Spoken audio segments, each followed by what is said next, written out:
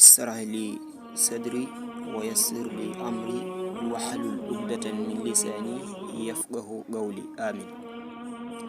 السلام عليكم ورحمة الله تعالى وبركاته. bandiraɓe tedduɓe musidɓe hettiyankoɓe heɓiyankoɓe Ayawo Bella TV, en calmini en jurima dendagal khalifaɓe men diine e khalifaɓe men aada, caggal nde jettuɗen Allah julɗen e nelaɗo Allah sallallahu alayhi wa sallam. En garti e hande kadi ngam wadde yewtere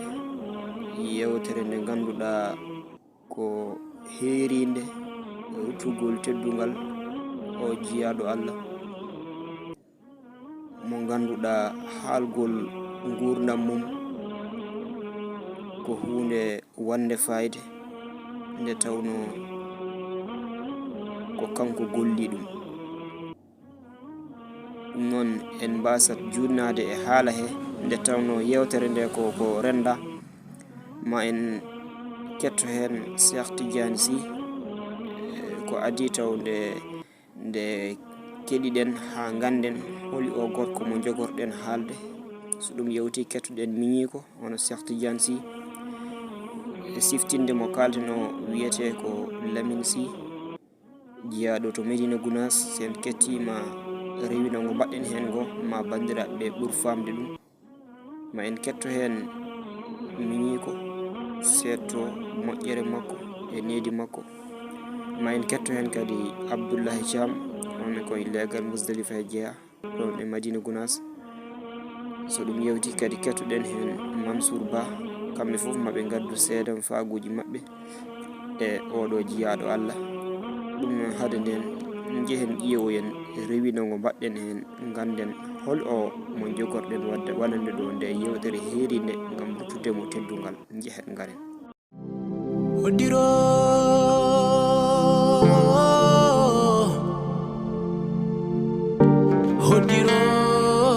Allah daɗotako. go lewru goɓuru hitande ujunaje ɗe 19 go lewru goɓuru hitande ujunaje ɗe 24 woni duuɓi 5 ko wirni o gorko mo needi mum addani golle mum haaltede. O gorko diiniyanke wirni gite yimɓe inna wiya Lamine Sy. Firo inde makko ko koolaɗo, o yi aduna ko e hitande ujunaje ɗe 1 ɗo Medina Gounass legal Musdalifa. Lamine naatna jangde ko tawa ina yahra e duuɓi mum less. O jangi Alquranil Karim ha Allah hokki mo yettinde alwal makko gadanal ɗimmal ngal ene yaratino hisibaji 15. o jangi Lahdari e At-Ta'lamuddin e At-Ta'lamul Arabiyya. Lamine ko tinninoɗo e jangde mum, nehiɗo jankiniɗo, ganduɗo haaju mum, cellinɗo diine mum, teddinnoɗo jinnaɓe mum, nootiɗo inde mum. Lamine jokkowo enɗam, moƴƴo, jankiniɗo, bawɗo teddungal, moƴƴini koddigal, renti haqqe gondigal, joli gila yontani, ƴiŋi tawa hastaka. Talata go lewru goɓuru hitande ujunaje ɗe 19, kikiɗe tisɗo musɗo mo yejjittake. Lamine ardima en yo Allah yurmomo yaafomo kanko e dendagal mayɓe julɓe kala.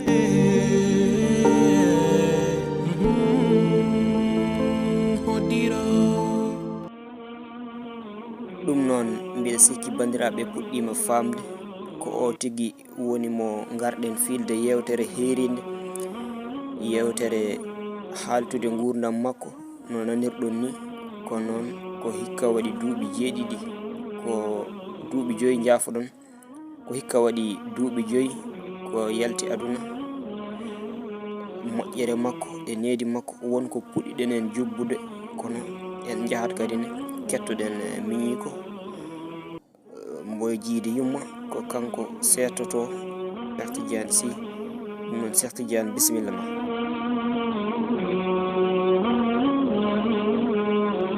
Assalamu alaikum warahmatullahi ta'ala wabarakatuh. Ceerno Yahya min calmini min feewi, min juurima, namdama sey ko jaam Allah jogima. A salminama no feewi, a weltanama, bandiraɓe fof calminama no feewi. Ay so ɗum ɓenni kadi eɗen duwono maɓe julɓe, yo Allah yurmo yafoɓe, yo Allah wadduɓe accaɓe. yo mboye sakkanade ɓe duwanaɓe yo Allah watton foftorde mabɓe yo Allah waɓɓe to wonno almuɓe heeriɓe almuɓe cheikhana ahmad tijani radiallahu taala anhu e so ɗum ɓenni kadi en duwano hono mawni men giɗo men sehil men hono Mouhamadou Lamine Sy eyi eɗen duwanomo kadi yo Allah yurmo yafomo yo Allah haarnumo aljanna yo Allah watton kadi foftorde makko par ce que eɗen gandi ko neɗɗo moƴƴo ko neɗɗo kadi kaara e siro ko neɗɗo jiɗɗo diine ko neɗɗo diiniyanke ko neɗɗo kadi nehiiɗo ko almudo kadi ko janggannoɗo alqouranil karim eyi par ce que ko maayi ko wirni ko le janvier le 11 janvier 2019 hikka noon waɗata duuɓi joyi ko rutti hande kadi gonɗen ko le 11 janvier 2024 eyi ko eɗen duwanoma tan kadi ko mayrede moƴƴo kam ko yettere Allah tan Allah kam yettere tan par ce que kadi Allah wi ko kullu nafsin zaiqatul mawti kala fittanu koko mayata eyi ɗum ɗo kadi foof ko muñal tan wawi ɗum kadi eɗen gandi kala fittaru ko mayor no wadde eɗen jetta hen Allah tan no fewi eyi kadi ko Allah tan kadi wawata yettede eyi ko sababu kadi yettata sababu kadi eɗen jetta kadi wono kadi jinnaɓe makko ɓe eyi eɗen calminaɓe eɗen juuroɓe kadi eɗen duwano kadi wa fedde anduɓe fodde ni jiɗiraɓe makko ɓe e sehlaɓe makko ɓe o yadanno ɓe o wonduno guiɗa e cukagu makko ha e mawgu makko yo kadi eɗen calmina kadi hono Yahaya Touré eɗen juuromo kadi eɗen duwanomo yo o ko miñiraɗo moon yo Cheikh Tidiane Sy ɗo e nder wuuro men teddugo Madina Gounass on jarama no fewi Allah jarama on jarama jarama Cheikh Tidiane Sy non ko enen nandi ko setti ko kankone fof ko non woniri kadi ko duwi hen ko fof en mbi amin nde tawno enen fof ko en duwotoɓe enen fof ko en duwantoɓe eyi nde tawno ko duwanteɗo o gollani ɗum hoore mum e siftinde kadi woni fandare nde ko kala mo andanomo beela ina andom kala kadi gandunoɗomo siftora duwanomo nde tawno ko mayɗo kam ko duwaw tan woni ko gurɗo wawani ɗum ɗum woni fandare nde ha joni kadi eɗen jokka Abdoullahi Thiam onnene koye guiƴiraɓe makko jeeya ene setto e makko kettoɗen holko haali hen on saaha kadi garten. assalamu aleykum bandiraɓe on calminama dendagal Madina Gounass naɓe suka hen mawɗo debbo e gorko surtout e feddam andude fodde mi salmini jinnaɓam salmini seereɓe men kala e hoddiɓe sehlaɓe beltanama fewi caggal mum eɗen cettoɗo alhaali woni Mouhamadou Lamine Sy guiɗo men sehil men neɗɗo men ko giƴi men gonɗi e fedde men e ko noon mataw ko Allah waɗi kanko gurdam ɗam juutani Allah nawtimo lawguel e cukagu kono kam jinnaɓe makko kersani nde wonno kanko ko waɗi ko ene laaɓi o jaggi wirdu tijjani kadi ko waɗi ko foof ne hani machallah en majjani ɗum noon yo Allah newnu yo Allah wallu yo Allah suɓane ɓuural Allah nawtimo 2019 ene wayno le 1er janvier eɗen mbawi wiide ko ñalngu talata wonno non ko noon neɗɗo andi tan ko jibinama andane mayata andane mayata howti to jeeyano Lamine Sy emin ceeɗi golle ma machallah golle pewɗe joɗɗe kande a rewi Allah kadi no fewi no hannirta ha Allah nawtima ɗum noon ñaaji Allah nde Allah waɗantama toon ɓuural yataw kadi ko toon yataw kadi ko toon ɓuuranma e ga yo battuma heddu e jinnaɓe heddo e ɓesgu heddo e foof yimɓe kala yo Allah watton kadi poftorde ma machallah Lamine Sy min beltanimama no fewi aduna ko noon tan sinno ko sagoji amen tawa ɗo wuuri ha joni jurani gurdam juɗɗam ha ndesanda ñaa ɓesdu daña komin jiiruma gati yiidema ɗo jeese amin ne weltina min ne weltina pittali amin no feewi kadi ene ɓeydo ruttinde amin ɗo Allah ɓeydini min dewal Allah ete on ka neɗɗo laaɓɗo moƴƴo ɓii kadi moƴƴo inchallah lettinma machallah Lamine Sy leydi no wawi ñamde kewme wawamode golle neɗɗo machallah golle ma ko payidinde min jejjitama ɓeno ditel habnade men ɗo no wayno 5 ans walla mbiya 4 ans pawɗo jon ko noon tan inchallah aduna koni yaari ha ɓiɗɗo moƴƴo ɓi moƴƴuɗo tedduɗo teddinaɗo ɓi tedduɓe teddinaɗo alhamdulillah ko yettude Allah no feewi kadi min ko gonduɗen ko fof a meeɗa waddeno ko muusi meeɗa yidano e ma ko muusiri Lamine Sy duttugol ma wonini min sunare minen fedde ma e yaadiɓe ma e sehilaɓe ma miñiraɓe mawniraɓe jinnaɓe madina naɓe kala ha e ko taari madina alhamdulillah alhamdulillah alhamdulillahi rabbil alamin alhamdulillahi rabbil alamin machallah gurdam ma fof ko neydu jetti Allah no feewi machallah ade gila aɗa famɗi ma waɗino e dural ko an ko hen gonɗa kadi ko hen mayɗa mayduɗa kadi e weddude jam machallah machallah golle ma majjatama era Lamine Sy il faut gandirma ko moƴƴere min meeɗa yirudema bonande neɗɗo kam so settanama moƴƴere tan basi kadi ɓerde ma ko lamde ceer alhamdulillah alhamdulillah min jetti Allah no feewi min jettinima Allah yo Allah wattum fafɗere ma yo Allah harna aljanna e dendagal mayɓe julɓe kala min calmini dendagal musidɓe men wawnode ruttude Lamine Sy teddugal e fedde muɗum ene anduko fodde Yahya Touré salmini no feewi inchallah golle ma ne jooɗi no peewi ene kaani yo Allah junno gurdam moƴƴino battam kamɓe e julɓe kala fedde men kala ma weltima no feewi ane yiyande ma e fandare ma fof yo Allah yettinane ɗum fandare moƴƴere alhamdulillah jinnaɓe Lamine Sy ñaagon kadi nde Allah hokkata en ɓeydade munje nde Allah lamtinanta en hono Lamine Sy moƴƴude e wadde fayida on kadi ɓuuri judde balɗe inchallahu taala on calminama wassalamu aleykum wa rahmatullahi wa barakatuh alhamdulillahi rabbil alamin alhamdulillahi rabbil alamin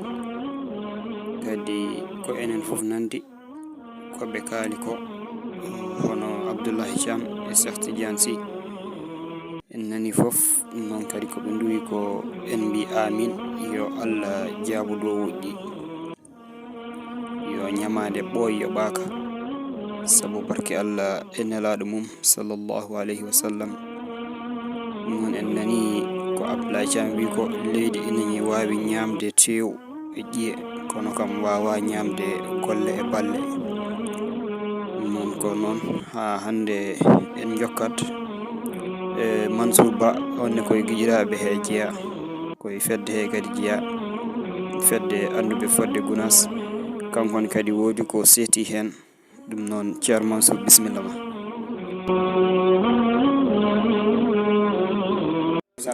calminama on juurama ñaganama Allah moƴƴere Mansour Ba mi salmini on no fewi min da jam moɗon eyi min kettotomi Lamine Sy ko minen jangguidanno Lamine Sy ko minen jangguidanno ceerno Yaya Aji min jangguiɗi ko yahate duuɓi somi jangguidani ko yahate duuɓi jeeɗiɗi so tawi jumani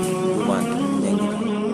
ceerno mi jangguiɗin ko guila 2005 LS 2005 malla 2006 2006 jangumi toon ha 2011 2012 jaltumi toon inde 2012 jaltumi toon ha Duya jamji ceerno ha Ndiaye min jangidanno tout le temps minen gondanno saha fof minen jaadanno jamma ñalawma min janganno nde puisque to hayde yartino qad sami Allah min jottuno puisque ɗum makko ɗon mbayrindirmi allol makko sa ɗon mbayrim timde Allah makko to yartino qad sami Allah min jangidanno saha fof kam arnata e fedde amin annata e fedde amin ay min hésité ha julle taske julle korka ari waran kam ha gallami sa après min jaadi min bentoyi hay gonmi anda e fedde kago han gandu men e ceero on mbiyata babto sel non ko di warani an gandu men fedde Seydou Amadou les juumani min wonde man la ko après on ate fedde be meji to don wani après min dento no gal Hamad Diawa le premier jour jaame fedde ne jiiru min be no mbayni pewil ne don jibundi fedde weli kam men kat wonto mo kier e fedde après kadi ndi jaami ko duwar ne kadi abadum sa woni ko jowta ko jaami kono kadi jaami ko duwar ne o arno gallamin futuro wonno non to mo jangu wali gallamin joni jaltumi dabal gal do mi yaano ni san seedo jaltum damal ni mo dari don jaadi mi mo nji ha mi goddoy dum mi felliti yaadi samedi ode ko mi jaay ko duwar ma won ka jaw ko duwar samedi do mi mabbe doom comme ni ciagan ni ci kan mo mabbe do mo jegi gam ha tiidi min darama min naga mabbe mi do mo neggum bi mo ka tiidi pare no ci gam o gam min an sey wona garto joni quoi na garto joni parce que tay atol kadi yaad nan ko anda kadi so arta kadi anda kadi so en jiidi tuat quoi enen ko ngol haali gam o anda so ndugol jiitinde gay ñaagot Allah tan yalla non jiddene jam ci dal mi gadi mi andi an sayi an anda won astugol non ya tam muti ba sa ci min non ba sa ci kay fedde ba sa yidi keso kadi be mala problème njami ko do ba kay sa fo continue de comme téléphone sa fo min kaldat hani min ciagiti haldunde ñede so tay mi jumani elle ko talata wonno talata suba min kaldi no fi kam wonno mi photo makko de Facebook on waɗi manda kaski mo ɓorni ndako Daka FM wonno e leyde fota tan jimmi photo ngo kam ko Daka FM après min kaldo ɗum e WhatsApp min ɓoyi haaldude min kaldon noon to on sa min yaha lawol jooɗi ɓe bi selam goto lofuta après min kaldi duuti ha min batti appel vidéo sax min woni haaldude ay on boy sa ibino yiide mo on wi kam on kalda min ko way mo kalda ɗo min kaldi mi ha jon ko Daka FM liggoɗo e kam ala hona Daka FM ko émission liggo non ya bon jodon ko min jewtito ko min dokkuni rendez-vous aljuma o aljuma joni tay min jodima kes ma min noduma appel vidéo walla min noduma appel dum do kalden après wada ganda yiyande ma kesse do mo ki ala problème ben aljuma min dokkuni rendez-vous aljuma alarba nam mi rutti mo alkames non subaka elle alkames subaka be kalni kam nende winga elle ko alkames wonno so mi jumani Seydou bocci no kam Seydou kam don hedde subaka de 10h gamati ni lami rutti bi mala ni lami su taaki ci kan no jaga mo ya jaga mo mi hal gonga way ya dum do ni kay algam ko do ka min bami ko na gonga ko dum wa wonde e tan min kaldo mi jango tan min ko kun rendez-vous jango tan min kaldo avec kesso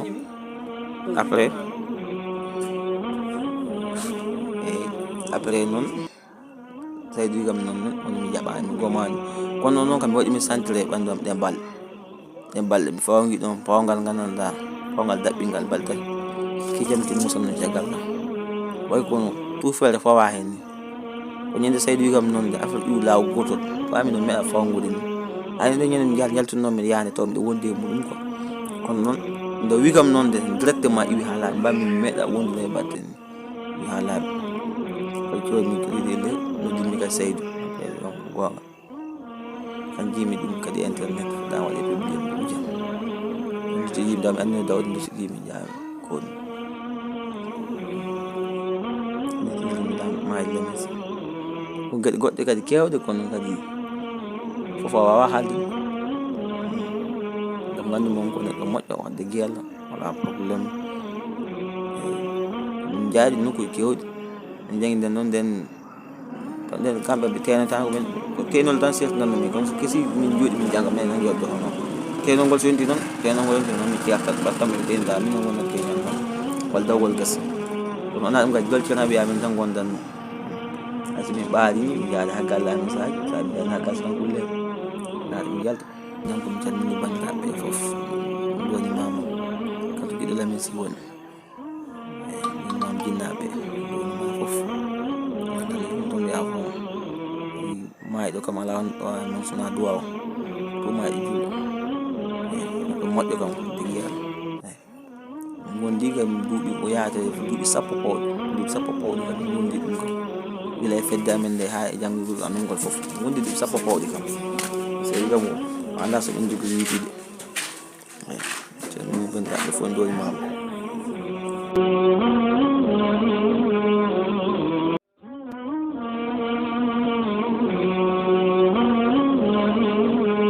a jarama Mansour Ba, haala ma yuɓɓi waɗi fayida no feewi no mbiɗani ko noon a haali gila e ko jangguidanno ɗon ha e ko gonduɗon e fedde neɗɗo kam sa wonde mum haqqe duuɓi sappo sikki ala sa andani ɗum tawata ko jomum welaka andude e ko cettiɗa e makko ko kadi ne ko noon duuƴi kadi wiyama amin ya rabbal alamin yo Allah jaabu sabu barke Allah e nelaɗo mum sallllahu alayhi wa sallam e sabu barke cheikhna Ahmada Tidiane radiallahu taala anhu e sabu barke ceerno e seere men no mbiɗani ko noon ɗum noon enen kadi ƴettuɗen settade e makko huude ko ganduɗen on saaha nga an kadi mbawen tongude yewtere nde eyyi ha hande koye hen tan gonɗen no mbiruɗen ni e tawno lamin kam haaldude ɗum wona hunde wemde e fannuji fof noon to moƴƴere makko needi makko diiniyankagal makko ɗoftare makko ko heewi en mbawa ɗum haltidde kono puɗɗorɗen noon koto needi ɗo nde tawno ko needi woni fof kadi Allah rokkimo wune needi on ko ganduɗen hen no feewi no feewi ko anda ko needi ɗi ene jeeya hen nehade mo ene jeeya hen moƴƴude mo ene jeeya hen wonde mo jokkowo en ɗam ene jeeya hen mo wi ene settodo ko lamin ko o eɗa haalde kono sikki ala tampattan deƴƴe kono kam wona ko ina huɓtodina ɗum ko moƴƴo ko nehiɗo ko jalkiniɗo ko ɗoftiɗo ko ceeduɗen makko ina heewi no heewi heddere ha ɗo kono en jubbade en hay soko seeɗa tan dokken hen yeruji kadi ne ha bandiraɓe ganda holi o lamin kalteɗo mo bandiraɓe ɓe keɓɗon hettade ɓe fof ko ceedi hen ko non en paccirat ɗum ha bandiraɓe ganda holi o lamin holi o suka nehiɗo holi o suka teyɗo holi o suka ɗoftiɗo holi o suka moƴƴo holi o suka jokkowo enɗam to bange needi sen ƴeewi nelaɗo Allah sallllahu alayhi wa sallam o wasoraki gandal o wasoraki ngalu o wasoraki ɓingu moƴƴagu fof noon Allah ina rokkimo ɗum kono holko wasori needi o wi jomam nehi kam moƴƴini nedam wadde kala ko ina ƴeewe neɗɗo needi ndi ina ƴeewe hen needi ndi ko hen teyre jeeya lamin kala ko omo waɗa ko teyɗo o heñaki o yarata hen doole e tawno neɗɗo kala ko jaruɗa doole ina hasi hayso a heɓi ɗum ma heɓ ɗum no a fotano ɗum heɓirde. Kadi ko ɗoftiɗo, kala ko wasiya, kala ko haalna o jaɓa ɗum, o wona lundotoɗo. Kadi ko moƴƴo no mbiɗen ni, kala ko dañi ko dendaɗo, kala ko dañi ko dendaɗo ɗum hewde e famɗude noon, hewde e famɗude kala ko dañi o rendete hen. Kadi ko jokkowo enɗam, ko hewaka yiyede ko suka keɓɗo duuɓi ɗi o heɓi ɗi ene naata e galleji, ene salmina jinnaɓe, sukaɓe e mawɓe, te kadi ko jangowo, ko hunde hawnide no fewi. Lamin jokkere makko enɗam ɗum kam koko andida, wona goto tan andi ɗum, wona ɗiɗo tan, wona kadi tato tan. Ko jokkowo enɗam e galleji ɗi o andi e ɗi o anda fof. Saha fof o yahat o salmina, o yiida e mawɓe ɓe, sukaɓe ɓe e giƴiraɓe ɓe fof. Min kewani wayrude galle maɓɓe, saha fof min jahat toon minen giƴiraɓe makko ɓe, kono kala nde min jotti Lamin addat barade, adda kasuji, adda ñamde e yarde, teddina ha sikke ni minen komin hoɓɓe, te taw min gona hoɓɓe. Ko moƴƴere makko e yidde makko neɗɗo tolni ɗon. Sahaji sa ari galle maɓɓe tawata ko omo tiimi e deftere Alqur'anul Karim omo janga ko hewani ko e ɗi téléphone ngaji e ɗi réseaux sociaux ji, gila e WhatsApp mum, Facebook mum, kala ko ɓuri hewede hen. Sa tawi yoga e yimɓe e galleji tawata ko ina goni hen, kono kanko so a yettima sahaji so a tawimo galle maɓɓe tawata ko omo jiiwe e deftere Alqur'anul Karim omo janga, walla omo jogi kurus makko omo wirda. Ɗum ɗo fof ko maale tindinoje wonde neɗɗo o ko moƴƴo, ko julɗo, ko kulɗo Allah, ko tinniɗo e dewe Allah. Hay jama Lamin waktuji kewɗi hewani daɗede, sir noon asrul juma, ko jahowo law o heewi yaade, hewani ɗaccude ha woɗɗa o yaha, ala ko law o heewi yaade. Kadi en jaa e ko haalanno en jinnaɗo makko gorko o meeɗi widamo gila omo woni suka, yoga e sahaji omo ladanno ha o yetto kurus o nanga ɗum. Ɗum fu ko kawisaji wonko wonɗon, ko kawisaji mawɗi. Lamin moƴƴere makko weɓani handude. Min joddotono ha ɓooya kadi o wiya en mayri galle kaari en, kadi o waɗa feere tan hamin jaha toon min jokka enɗam, te so ɗon jaada e lawol, so oɗon jaada e lawol, kala mo yi woni mawɗo, woni suka, ko o calmino ɗum, o faltaki hay goto. Ene jarnamo darade o salmina jomum e kala ko wawi wonde e dow mum, walla sokoto selete o sela o salmina jomum. Ɗum ɗo fof koye jikkuji moƴƴi jeeya, nde tawno nelaɗo Allah sallallahu alaihi wa sallam ene jangina ɗum. So tawi a wittima yimɓe ene jooɗi, tawi tan kay ɓe gonani e wadde ko boni, ya salminɓe. So a refti ɗon kadi ne calminaɓe, soko a jooɗoto ɗon kadi calminaɓe, so a fayyade kadi calminaɓe. Ɗum fof nelaɗo ne jangina ɗum, nelaɗo ne haala ɗum hadis goto, o wi wonani salminago adigo ngo ene ɓuuri moƴƴude sakitigo ngo, manam nde justiɗa nde calmina, nde jahata nde kadi calmina. Ɗum ɗon fof koye jikkuji makko. Kadi ko ɗigganɗo jinnaɓe, ko ɗoftiɗo jinnaɓe makko. Lamin yahata gaga ko wona yamirore jinnaɓe mum. Sen gari e hadis goto kadi ene haala ɗum. Hadis o wi ko an Abdullah ibn Mas'ud radiyallahu anhu qala qala rasulullahi sallallahu alaihi wasallam, سألت النبي صلى الله عليه وسلم أي الأعمال أحب إلى الله تعالى قال الصلاة في وقتها قلت ثم أي قال بر الوالدين قلت ثم أي قال الجهاد في سبيل الله. Abraham ga Abdullah ibn Mas'ud o wi yo leda Allah woni makko o on namdinoma nelaɗo mo jeewe kisal ngoni mo ko hollin golleji ɓuri yiɗede to Allah to o nelaɗo jaabi mo wimo ko julde e waktu ɗon kadi ɗum tesko ɗon kala waktu jonɗo kanko ne kala ko wawi wonde dow mum o ɗaccat ha o juula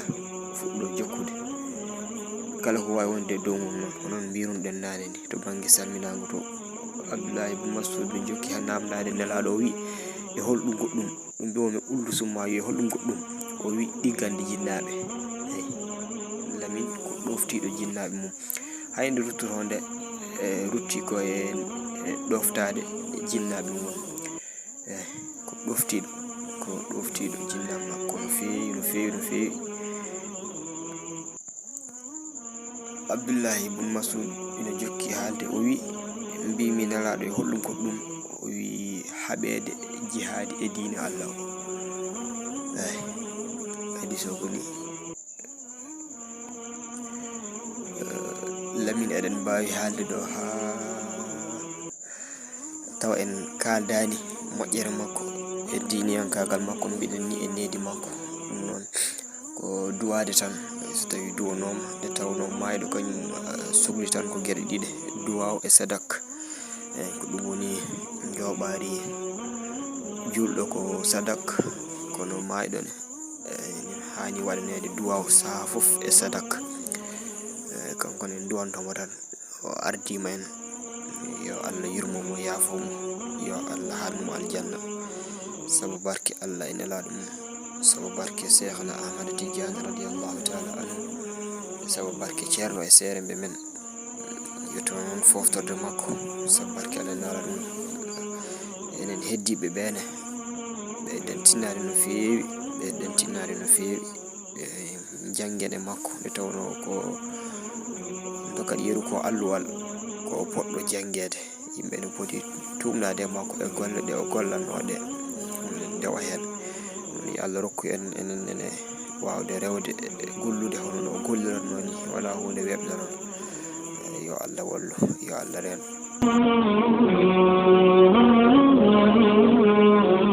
ɗum noon hankadi miɗa sikki en tongirat ɗo tan tawno haalude ko lamin ko kam no mbiɗen nani ni wona hunde wemde ɗum noon en jubbi hen tan ɗum ɗo bandiraɓe kala ene ñaaga hen kadi nde duwanomo kanko e dendagal mayɓe julɓe foof kadi en jetti dendagal heɓnoɓe addude hen seeɗa faguji mumen makko ko wayno miñi ko Cheikh Tidiane Sy e giƴi ko Abdoullahi Thiam e Mansour Ba e dendagal fedde anduɓe fodde foof e yinnoɓe addude hen seeɗan faguji mumen kono mataw keɓani noon ha e sahaji goɗɗi dendagal bandiraɓe nanguɗoɓe hen foof jettama jarama en calmini ɗon mawnirawo men hono Ousmane Touré tawate toon to Nouakchott e dendagal yeeɓiyankoɓe Ayaw Bela TV foof calminama beltanama no fewi ɗum noon yo Allah rokku en tawede o saaha mo wuuri tawa eɗen ɓeydi en gustaki mayɓe ɓe yo Allah yurmoɓe yaafoɓe ɓe cellani ɓe yo Allah addu cellal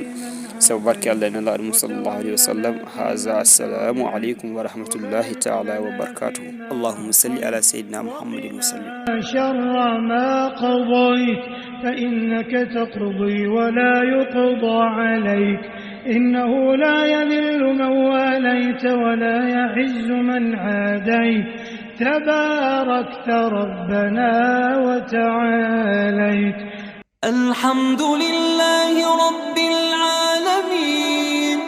الرحمن الرحيم مالك يوم الدين إياك نعبد وإياك نستعين اهدنا الصراط المستقيم صراط الذين أنعمت عليهم غير المغضوب عليهم ولا الضالين قل أعوذ برب الناس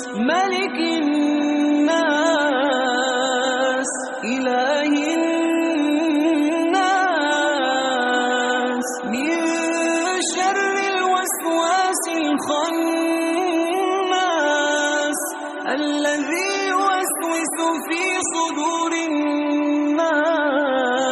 من الجنة والناس.